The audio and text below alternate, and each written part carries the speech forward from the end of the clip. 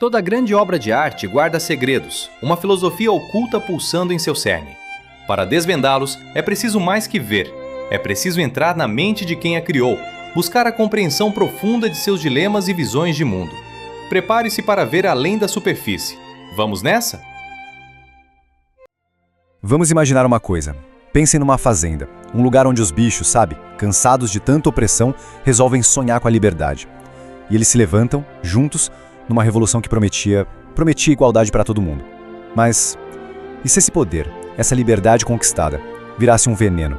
E se aqueles que se diziam libertadores, bem devagar, começassem a se parecer exatamente com os tiranos que eles mesmos derrubaram? Pois é, essa é a história de um sonho que virou um baita pesadelo. E o ponto de partida é esse, é essa frase aí. Todos os animais são iguais. Uma frase só, né? Mas tão pura, tão poderosa, que virou o coração da revolução. Não era só um slogan, não. Era uma promessa sagrada, sabe? O alicerce de um mundo novo, cheio daquela esperança de um futuro onde bicho nenhum ia explorar outro bicho. E por um tempinho, só um tempinho, essa esperança parecia que nada podia abalar.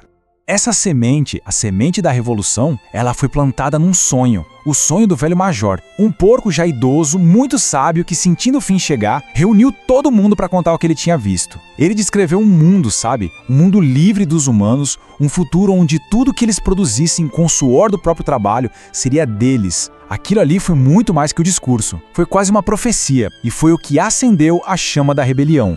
E essa visão toda ela acabou virando uma filosofia completa, que eles chamaram de animalismo. Os princípios básicos foram resumidos em 7 mandamentos, sabe? E pintaram bem grande na parede do celeiro para ninguém esquecer. Era tipo a constituição da fazenda, um código que não podia mudar, que ia garantir justiça e igualdade para sempre. A ideia não era só tirar um tirano e colocar outro, não. A ideia é criar uma sociedade perfeita, uma utopia mesmo. Pois bem, a revolução acontece. Os humanos são colocados para correr. Só que a alegria da vitória, ela dura pouco. Sem um inimigo em comum para lutar contra, um novo tipo de conflito aparece. Um conflito interno. E aí 2 porcos tomam a frente. O Bola de Neve, que era o idealista, o cara das grandes ideias, e o Napoleão, mais quieto, mais astuto, aquele que gostava de agir por debaixo dos panos. E ali, naquele momento, o palco estava montado para uma outra guerra. Uma guerra de ideias e de força. E a coisa toda desandou. E foi rápido, foi brutal. O debate de ideias deu lugar à perseguição pura e simples. O Napoleão, que tinha criado uns cães ferozes em segredo, ele não estava nem um pouco interessado em ganhar discussão. O que ele queria era acabar com a discussão de vez. E a expulsão violenta do Bola de Neve, aquilo foi o ponto de virada. Foi o fim de qualquer idealismo da revolução e o comecinho de um verdadeiro reinado de terror. Bom, com o poder todo consolidado, o Napoleão precisava de uma arma. Uma arma que não fosse só a força bruta. Ele precisava controlar a própria verdade, a realidade. E para esse serviço ele tinha o Garganta, um porco que era um mestre na propaganda. A missão do Garganta era assustadora de tão simples. Reescrever a história, distorcer o que tinha acontecido e manipular as palavras até que a memória dos outros bichos virasse uma massa de modelar nas patas dele.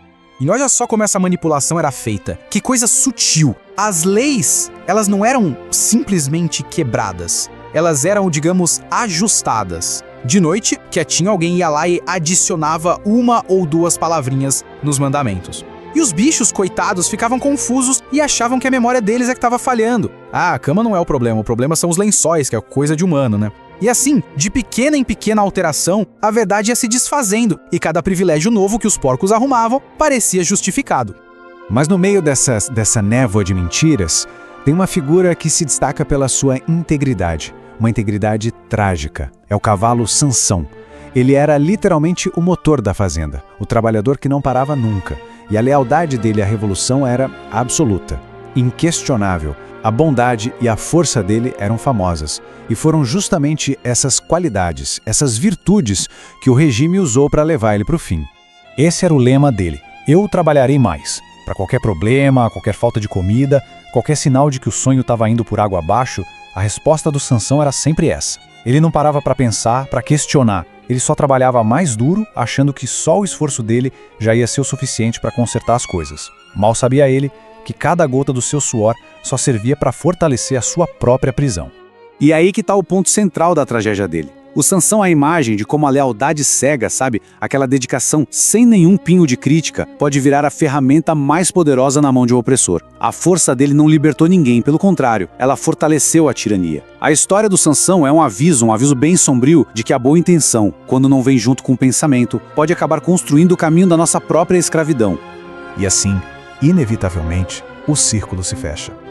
Os porcos, aqueles mesmos que lideraram a revolução contra os costumes humanos, agora eles andam em 2 patas, usam roupas, dormem em camas. A transformação sombria está completa. E o sonho de igualdade, ele está prestes a levar o seu golpe de misericórdia, o último prego no caixão. E aí está, a contradição que virou lei. A frase que simplesmente apaga todos os 7 mandamentos de antes e destrói a alma da revolução. A palavra igualdade é totalmente distorcida para significar o seu oposto, hierarquia.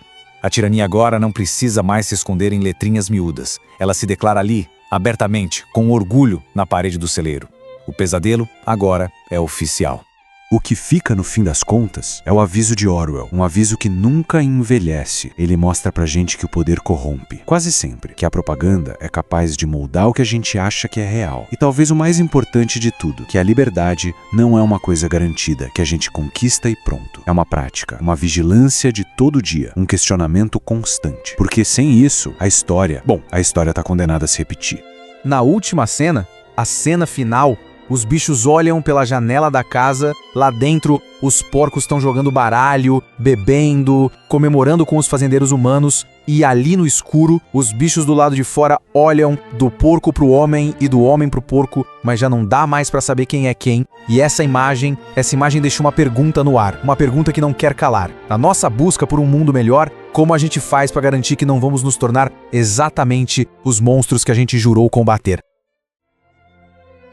E assim, mais uma vez, mergulhamos nas profundezas de uma obra, não apenas para apreciá-la, mas para desvendar a questão filosófica que pulsa em seu cerne. Se você também anseia por essa visão que transcende o óbvio, por mergulhos filosóficos que expandem a mente, então inscreva-se no canal e ative o sininho.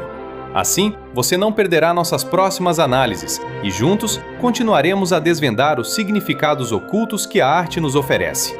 Até a próxima!